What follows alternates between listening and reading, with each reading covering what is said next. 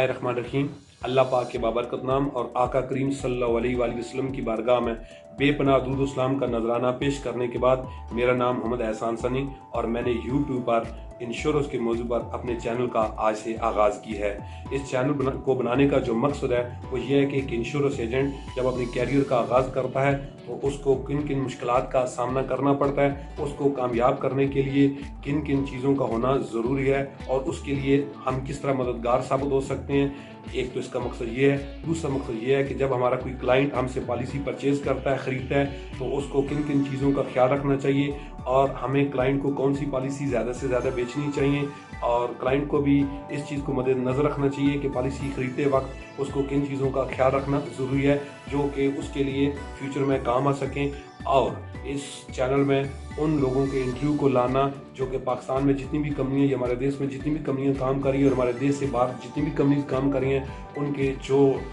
Top achiever बैठे हुए हैं उनके इंटरव्यू को लाना कि उन्होंने किस तरह एक इंश्योरेंस से अपनी कैरियर का आगाज़ किया और उसे तरक्की करते करते इन मनाजिर को तय करते करते वो किस तरह इस बुलंदी की सतह तक पहुँचे, उनके इंटरव्यू को शामिल करना, उनके तजर्बे को उसमें शामिल करना और उनसे वो गुर पूछना और उन पर अमल करके बाकी तमाम अहबाब को कामयाब करना कि वो भी इस पर अमल करें और इस पर अमल करके कामयाब हो जाएं। इसमें उन लोगों की टिप्स और उन लोगों की टेक्निक्स को लाना, मिसाल के तौर पर इंडिया के एक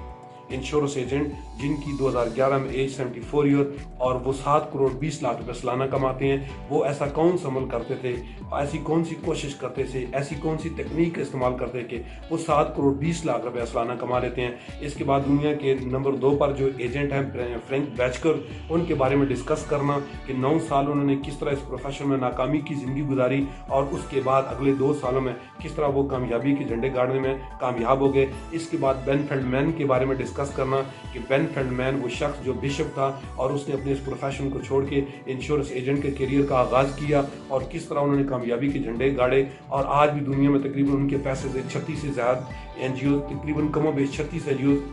आज भी काम कर रही हैं। और इसकी क्या वजह है कि हमारे इंश्योरेंस एजेंट जो हैं वो अपने घर को नहीं चला सकते और बेन फेल्डमैन के पैसे से तकरीबन 36 के करीब एनजीओ चल रही हैं। तो इसकी क्या वजूहत है, इन सब चीज़ों को डिस्कस करना। इसके अलावा बहुत सी सारी चीज़ें हैं कि जिन पर अमल करके एक इंश्योरेंस एजेंट कामयाब होता है और वो क्लाइंट जिनको क्लेम लेने में बड़ी दिक्कत का सामना करना पड़ता है ताकि उनको इस परेशानी का सामना ना करना पड़े और उनको कौन सी पॉलिसी लेनी चाहिए, ये